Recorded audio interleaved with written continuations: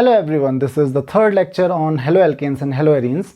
As you know that in previous two videos we have discussed the classification of haloalkanes and haloarenes, their physical properties, their methods of preparation, and in this lecture we will start nature of CX bond. As you know that X denotes the halogen and C denotes carbon. So we are talking about nature of carbon halogen bond.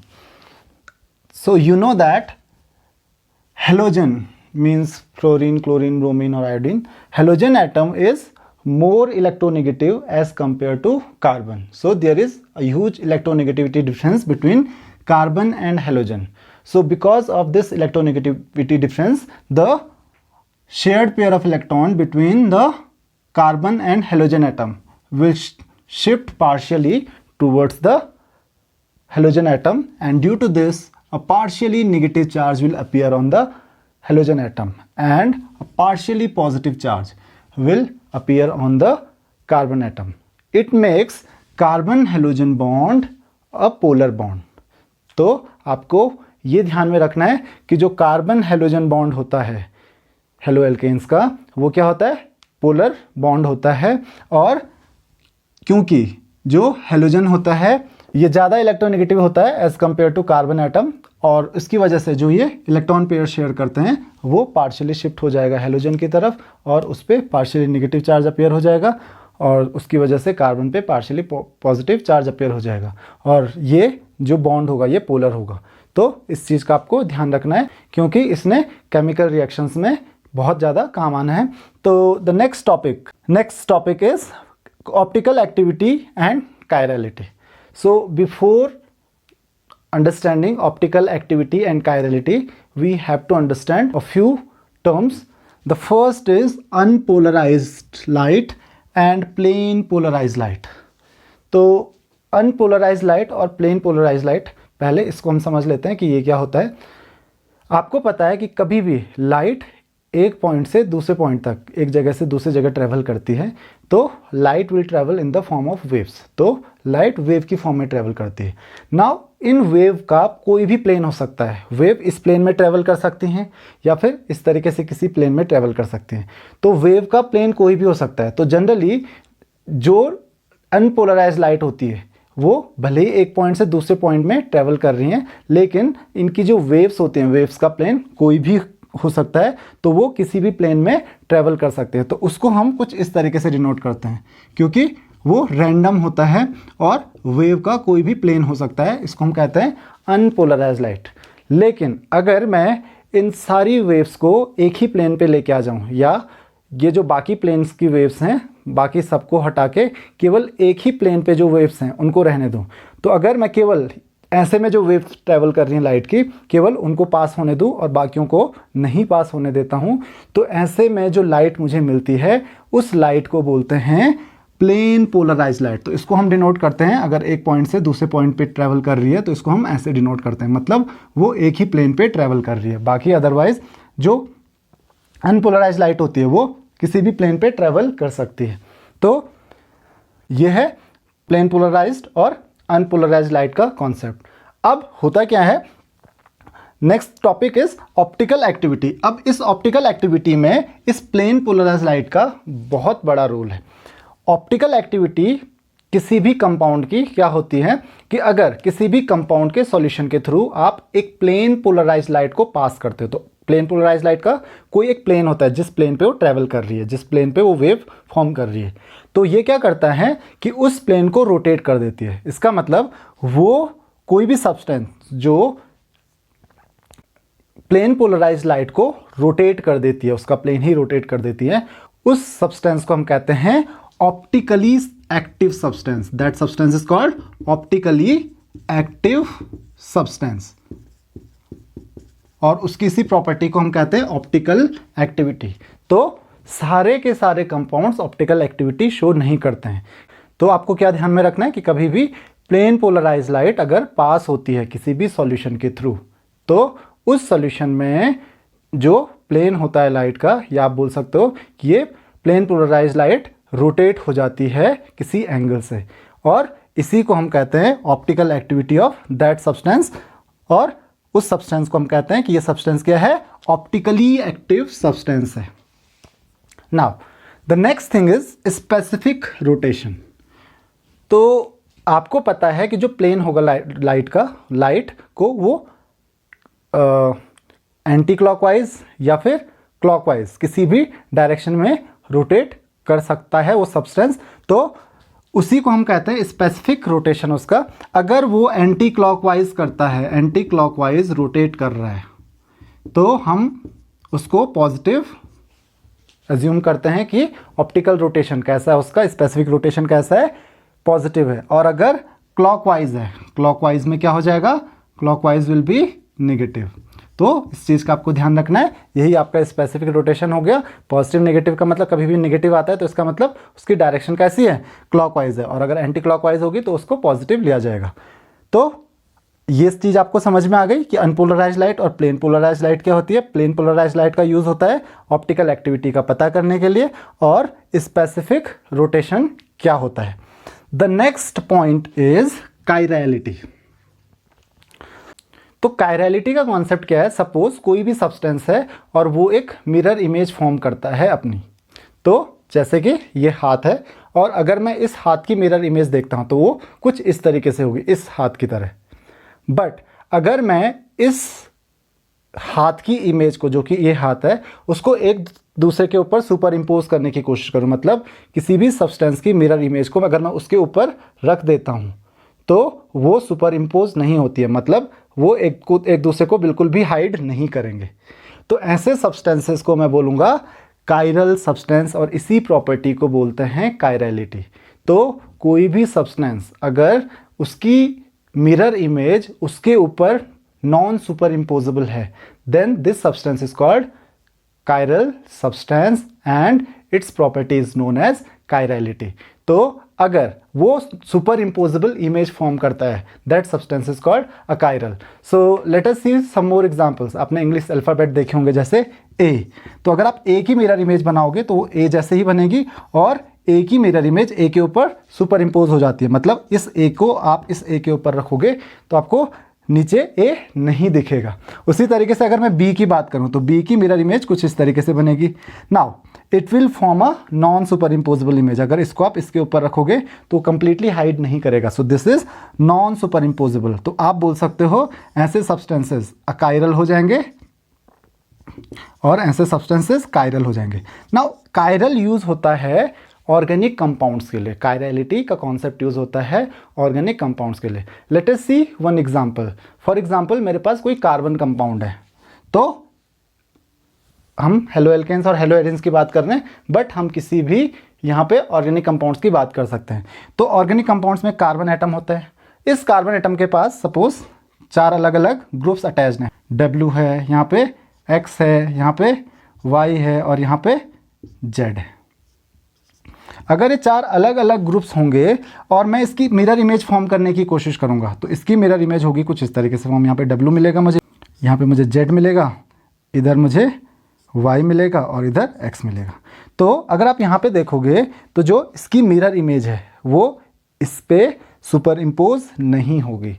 तो ये कब होता है, जब जो 4 groups हैं carbon atom पे, वो चारों ग्रुप्स क्या हों, डिफरेंट ग्रुप्स हों। अगर चारों ग्रुप्स एक जैसे होंगे तो ये नॉन सुपर इम्पोजेबल इमेज नहीं फॉर्म करेगा, ये एक सुपर इम्पोजेबल इमेज फॉर्म करेगा। तो इस कार्बन एटम को फिर मैं कहूँगा कायरल कार्बन एटम। अब इस कायरलिटी का कॉन्सेप्ट क्या है, इस कायरलिटी का यूज़ क्या होता है। कायरलिटी का यूज़ होता है ऑप्टिकल आइसोमर्स में। तो आपको ध्यान रखना है, क्योंकि कोई भी सब्सटेंस ऑप्टिकली एक्टिव तभी होगा जब वो कायरल होगा। अगर उसमें कायरलिटी की प्रॉपर्टी नहीं है तो वो ऑप्टिकली एक्टिव भी नहीं होगा। और कायरलिटी में वो जो 2 सब्सटेंसेस हैं, या आप बोल सकते हो एक सब्सटेंस और उसकी मिरर इमेज है, वो क्या होंगी, अगर नॉन सुपर इम्पोजेबल होंगी। क्योंकि अगर वो सुपर इम्पोजेबल हो गई तो वो तो एक जैसी हो जाएंगी, बट वो अगर नॉन सुपर इम्पोजेबल है तो वो 2 अलग अलग तरीके की ऑप्टिकल आइसोमर्स फॉर्म करेगा। और इन 2 ऑप्टिकल आइसोमर्स को हम कहते हैं dextrorotatory and levorotatory. तो आपको ये ध्यान में रखना है, डेक्स्ट्रो एंड लीवो रोटेटरी। तो एक हो गया आपका डेक्स्ट्रो और दूसरा हो गया लीवो। तो आपको पता है कि ऑप्टिकल आइसोमरिज्म किस वजह से शो करेगा कोई भी सब्सटेंस, कि वो प्लेन पोलराइज लाइट को क्या करता है, रोटेट करता है। अब वो प्लेन पोलराइज लाइट को किसी भी डायरेक्शन में रोटेट कर सकता है, राइट हैंड की तरफ या फिर लेफ्ट हैंड की तरफ। Dextro stands for right. तो अगर वो राइट हैंड साइड में राइट की तरफ किसी भी प्लेन पोलराइज लाइट को रोटेट करता है, तो रोटेट कब करेगा, जब उसमें ऑप्टिकल एक्टिविटी होगी। अगर वो ऑप्टिकली एक्टिव नहीं है सब्सटेंस तो रोटेट करेगा ही नहीं। तो सारे सब्सटेंसेस ऑप्टिकली एक्टिव नहीं होते हैं। तो अगर वो राइट हैंड साइड में रोटेट करता है लाइट को, देन उस आइसोमर को कहेंगे डेक्स्ट्रो। लेकिन अगर वो लेफ्ट हैंड साइड में करेगा तो उसको हम कहेंगे लीवो रोटेटरी सब्सटेंस। तो होप कि आपको ये ऑप्टिकल आइसोमर्स समझ में आ गए होंगे। The next thing is racemic mixture. So let's see what is the racemic mixture. So any compound can have two optical isomers. One is dextrorotatory and other is levorotatory. तो जो dextrorotatory substance होगा वो right hand side में plane polarise light को rotate करेगा, लीवोरोटेटरी left hand side में plane polarise light को rotate करेगा। तो ये दो ऑप्टिकल आइसोमर्स हो गए। अब मान लीजिए एक हमारे पास एक मिक्सचर है इन दोनों ही आइसोमर्स का, one is dextro and other is levorotatory substance.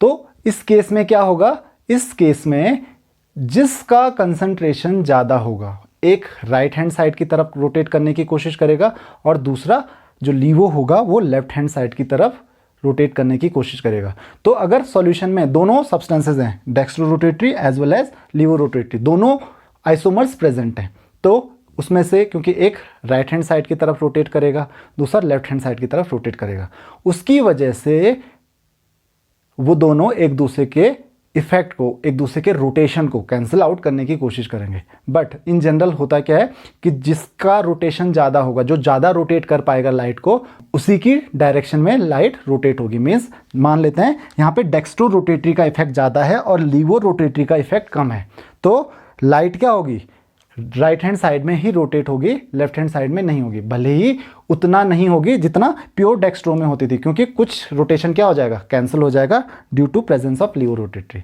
But अगर आप एक ऐसा मिक्सचर फॉर्म कर दें, एक ऐसा सॉल्यूशन फॉर्म कर दें कि जिनमें डेक्स्ट्रो और लीवो रोटेटरी आइसोमर्स का कंसंट्रेशन इतना है जिसकी वजह से dextrorotatory and levorotatory isomers एक दूसरे के रोटेशन को कैंसिल कर दें, क्योंकि डेक्स्ट्रो रोटेटरी राइट में रोटेट करने की कोशिश करेगा, लीवो रोटेटरी लेफ्ट में रोटेट करने की कोशिश करेगा।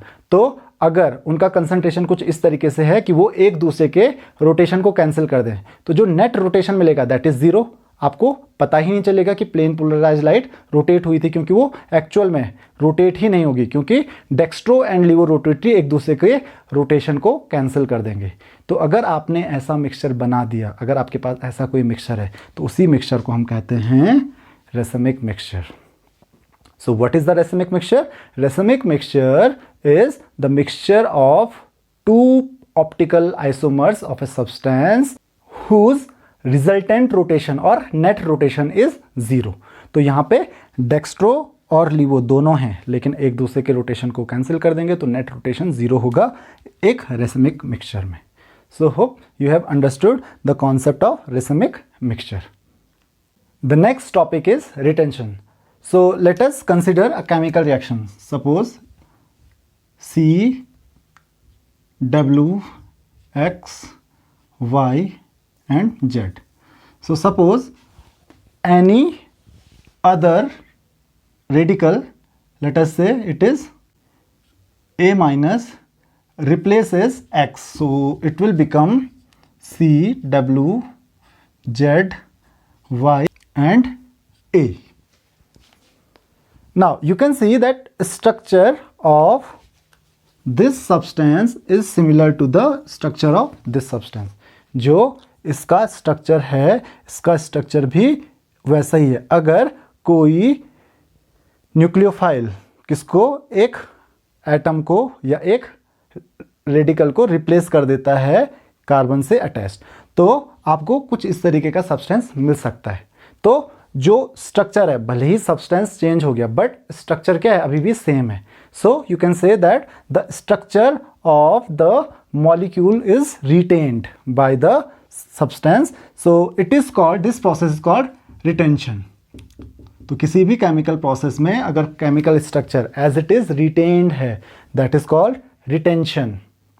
Now let us consider a different scenario. Suppose C, W, Z, Y, X and a nucleophile A minus attacks the carbon atom directly. तो यहाँ पर वो रिप्लेस नहीं कर रहा है, यहाँ पे वो डायरेक्ट अटैक कर रहा है. तो जब ये अटैक करेगा तब जाके कोई दूसरा रिप्लेस होगा. तो यहाँ से होगा क्या कि अगर मान लेते हैं Z इधर से अटैच्ड है, तो यहाँ से होगा क्या, C, it will make W, इधर A, इधर X चला जाता है and then here Y plus, यहाँ पे जैसे प्लस X माइनस सेपरेट हो जाएगा, वैसे यहाँ पे भी X माइनस सेपरेट हो जाएगा. नाउ अब अगर आप इसका स्ट्रक्चर देखो तो यहाँ पे इसका स्ट्रक्चर कंप्लीटली ही उल्टा हो गया. इसका स्ट्रक्चर इसका जो स्ट्रक्चर है वो इसकी मिरर इमेज जैसा बन गया. तो दिस इज कॉल्ड इन्वर्जन. ये एक मिरर इमेज फॉर्म कर रहा है, ये स्ट्रक्चर एज इट इज नहीं है. So this is called inversion. तो किसी भी केमिकल रिएक्शन में अगर वो डायरेक्टली अटैक नहीं करता है, अभी हम इस टाइप की रिएक्शंस के बारे में भी पढ़ेंगे, तो इसको हम कहते हैं इन्वर्जन. तो इस चीज़ को ध्यान रखिए, अगर वो रिप्लेस करता है, मतलब पहले X को रिमूव करता है और फिर X की जगह इसने खुद ले ली, तो किसी भी एक रेडिकल की जगह उसने खुद ले ली, then it will be a retention. But if it does not replace directly, it directly attacks the carbon atom. तो इसको क्या कहेंगे हम, इसको कहेंगे इन्वर्जन. इस केस में इन्वर्जन होगा, इस केस में स्ट्रक्चर एज इट इज नहीं रहेगा.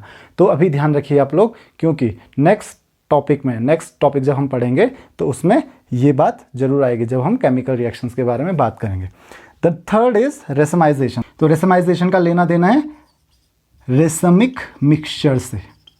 अभी हमने पढ़ा था रेसमिक मिक्सचर क्या होता है, a mixture in which there is a levorotatory and dextrorotatory isomer of a substance which are present in such concentration that the net rotation of that substance is zero. The net optical rotation is 0. Such mixture is called racemic mixture, and the phenomenon is called racemization. So racemization is the process by which you can form a racemic mixture from a dextrorotatory or a levorotatory solution.